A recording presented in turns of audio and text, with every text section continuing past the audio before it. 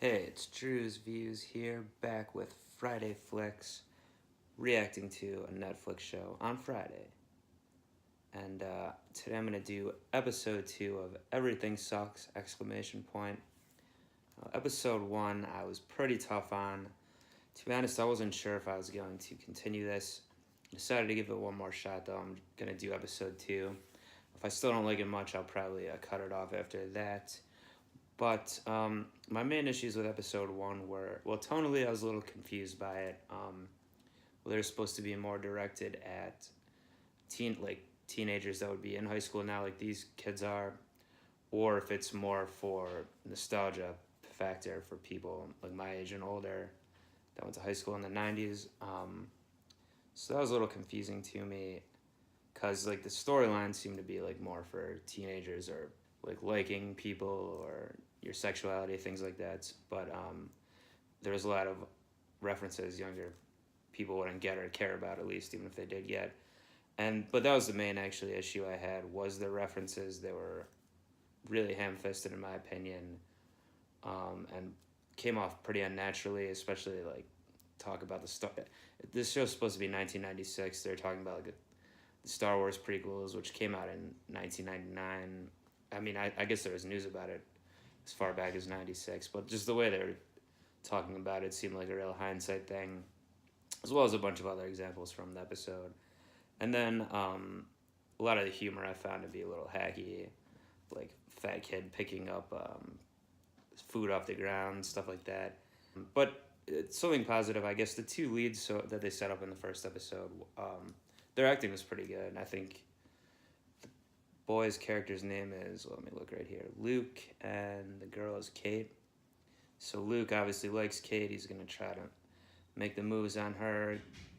But then on the other hand, Kate doesn't, at least what we've been shown in the first episode, actually probably likes girls herself. So it's probably not going to work out the way he wants, but who knows? We'll see what happens here in episode 2, which is called Maybe You're Gonna Be the One That Saves Me, which is a reference to an Oasis song, obviously Wonderwall, and a different Oasis song was playing in the first episode. That's another thing. A lot of music in the first episode. We'll see if that keeps up, of the classic kind of 90s songs. So I can't imagine they're going to be able to, every episode's going to have 5-6 songs like the first one did. But maybe they will. Let's find out. I made him show me his dick. And then, I swear to God, his Locker room action? right through the tip. Oh, yeah. And then I told Oliver about it, and he got so mad. I'm serious. Feel them. They're like swollen. Oh, Kate wants to feel them. You want to feel them? Yeah. What?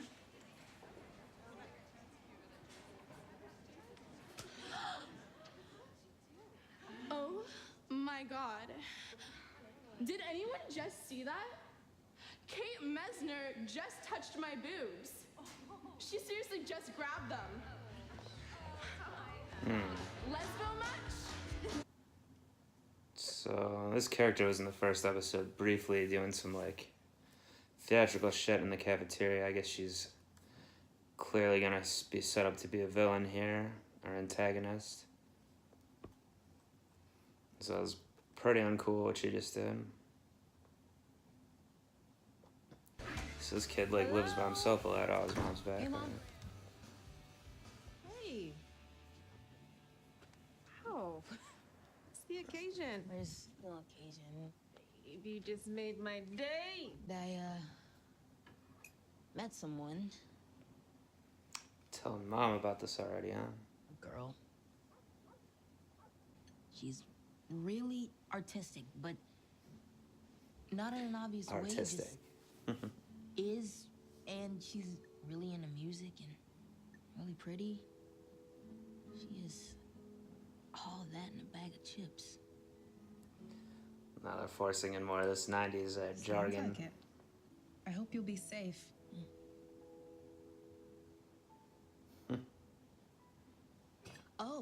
Oh no, Mom!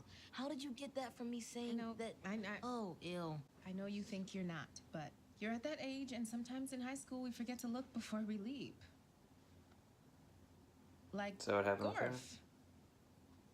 Or, like when you got pregnant with me. So, what's her name?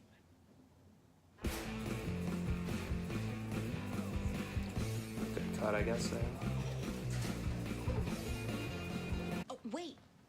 I was thinking maybe you could come over to... I'm sorry, I gotta get to geometry.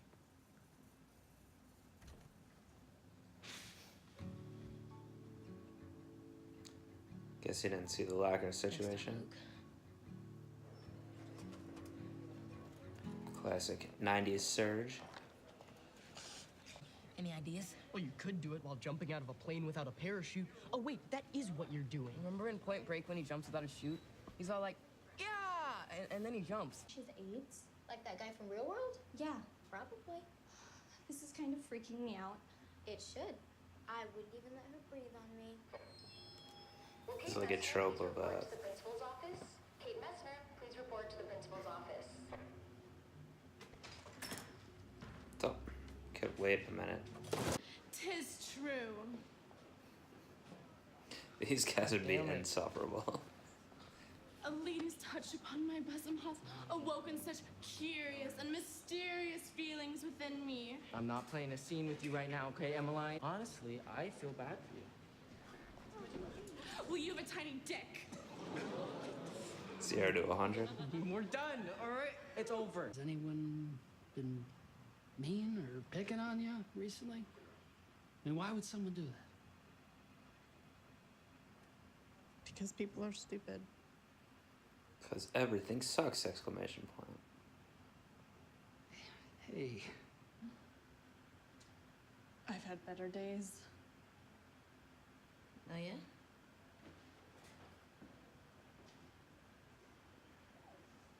I was just thinking about you. You are? Something else from the misconstrue. I love this. I know it's super popular or whatever. But track 3 is kind of saving my life right now. Which one's that again? It's gonna be Wonderwall.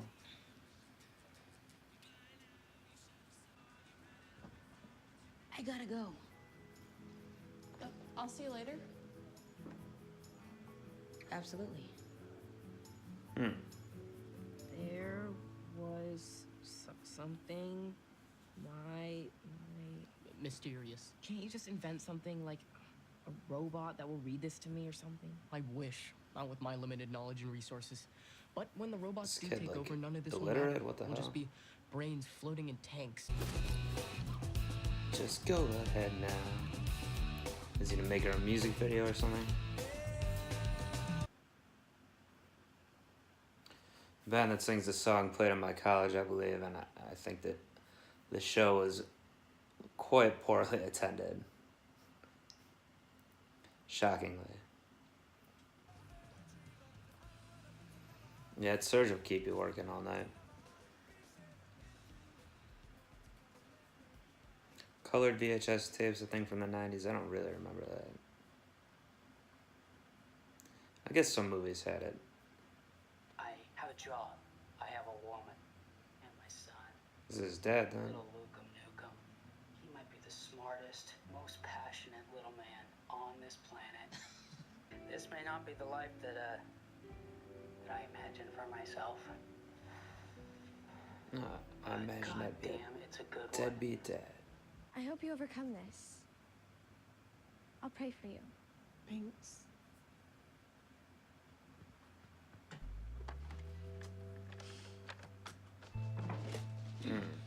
Play this. Come on, what's in it for me? Luke, Just, yeah. He's not trying to play this for the whole school, is he? Six-pack of Jolt? your odds with Kate are potentially compromised. I think you should reconsider doing this. What are you talking about? New information. It's just a rumor. It's probably garb, but I just Ooh, heard. you're jealous. Good morning, VHS. I'm Jessica Betts. I'm Scott Pocket. Scott Pocket. Before we begin, today we have a special video That was presentation. It comes to us from a Roll tape!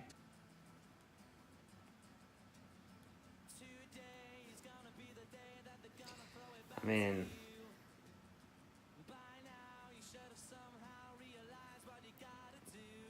can't believe his friends were actually good with this. If they're on the tape too. Drama girls, like, this is something I would do.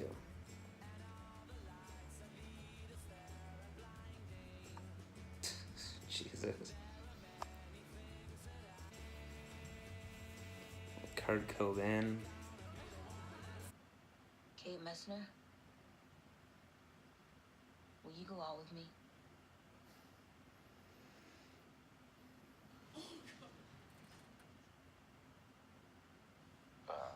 Camera 2, pan camera 1. I mean, Luke has enormous balls. I gotta give him credit for that, even though this is crazy.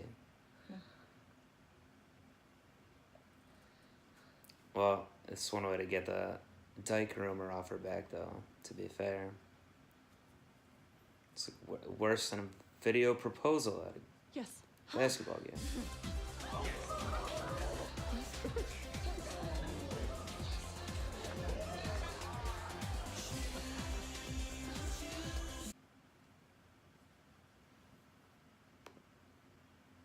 I'm not sure what this credit song is, but the lyrics are apt, I guess. She was using me.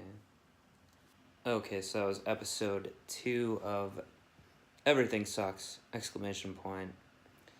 I would say it was a little bit better than the first one, I think. It wasn't as egregious to me. It didn't bother me in the same ways, but I still don't know if the show's really for me. I think it just might be going for a style and tone that I'm just not really into. And the 90s stuff was, yeah, not quite as bad in this one, but still hammered in there quite a bit. The Surge and like the music video had all those allusions to famous music videos. And what they're talking about Point Break, that one wasn't too bad. That Point Break conversation was at least worked in a little better, a little more naturally. I just feel like I would probably prefer it if, like with the Surge thing, maybe they're drinking it, whatever, they don't zoom in on it, so make it so obvious, lampshade it so much. And then even like Wonderwall, the song, yeah, that's like Oasis's most famous song. It's popular at the time, still popular, but I would prefer it if it was like this. She said the song that's like saving her life is just like a random cut off the album that's not the most popular. It's just more a type of show I would like, I think. That wasn't just so obvious. Now, as for the actual storyline itself, it's pretty typical of teenage stuff, I guess. I mean, the two kind of drama nerd characters, or whatever they are, is probably the most interesting characters so far. I actually thought it was somewhat funny what they were doing. Their one scene in the hallway, at least, where they're so theatrical all the time. I mean, that can work, I guess. Not the most realistic, at least no one acted like this in my high school, but maybe some high schools have people like this. That was kind of amusing, at least. And then the girl, Emma, I think, or Emmeline or something, she's being pretty villainous at the beginning there, making Kate touch her boob, and then just so she could cause drama. And I don't know if she had any implication about her previously that she liked girls, or was suspicious of that or something, or just did it because it's the principal's daughter, or just because she saw her looking at her briefly there. But I definitely feel bad for the Kate character. That does have to be a tough situation, I guess, to be in a locker room. And it's probably like a double-edged sword, I guess. Like, on one hand, if you like someone if you're attracted to the same sex as you are, it might be cool, like, to be in the locker room with them, but it's probably more, I mean, especially in high school, it's probably much more harder to deal with, I guess, especially when you're probably thinking that everyone, like, knows what's going on in your head or can see you or whatever, but I don't know. And then Luke, this whole video thing was quite ridiculous. I mean, most people seem to be liking it in the school, so maybe he was right on there. It was, like I said, his balls was a big swing there. I would be mortified if I was a kid and someone was doing this for me, but like I said, I guess it does give her the, if she does start a relationship with him, use him like the end song said, then she can get those rumors off her back, I guess, because especially in the 90s here, people weren't as understanding as they might be today, and even today, I'm sure it's still in high school tough to deal with something like this, and like the conversation like in the bathroom. Wow, it's another like trope of high school things, like eating your lunch in a bathroom stall. Has anyone actually really done that? I mean, I guess someone probably has, but I'm trying to think where else can you like go to the library or something and try to hide behind some books and eat your lunch. I don't know. Because the bathroom is just kind of gross. I mean, I guess you can eavesdrop on people talking about you, but you could probably do that in the library too. What was with the one library scene too with the one friend? He's like reading like at a 5th grade level. Is he supposed to be just an idiot, or is it remedial issues they said or something? Like, I mean, they're in 9th grade. That's pretty. I don't think there's like remedial reading in high school, maybe, but that's a minor point. They're still pretty annoying, the friends. Not as bad as the first episode. What else? Luke was watching. Oh, we met his mom. She seemed pretty cool for the most part. Like, they have a pretty good relationship. We saw his dad, so he's a mixed race as well from the video of his dad, which is interesting, I guess. There'll be a mixed race relationship between him and Kate as well. Not as big a deal to people, I'm sure, as the homosexual stuff, but it's still, again, the mid-90s, a lot of people weren't even as cool with that then, or if you watch movies and shows from back then, you didn't see that too much, or maybe you just started to see mixed race relationships in film and stuff around this time going forward from here. But like there's like a lot of Eddie Murphy movies, for example, from the 80s, early 90s, where he doesn't have like a white love interest, or the white actress in the movie would normally be the love interest, but they don't do it because of what people thought at the time, I guess. So that angle can be interesting, I guess. At least if they deal with it, they address it somewhat, I think. I guess they don't have to address it super hard or anything, but just to make it, again, more realistic to the time and to just how people are in real life, what people would talk about. So I still don't know if I'm going to continue on this. It is kind of fun, actually, to react to like some of the things, I guess, even the things I don't like more so about the show, even more than what I do like, I guess. It's kind of funny to joke on, but I don't know for sure. But if I do, I'll see you back for episode 3. If not, got a lot of other reactions going right now. Still working up to finish The End of the Fucking World from Netflix. That should be wrapping up soon on my channel here. And a lot of other shows too, and I'll be starting more new ones soon as well. So check that out.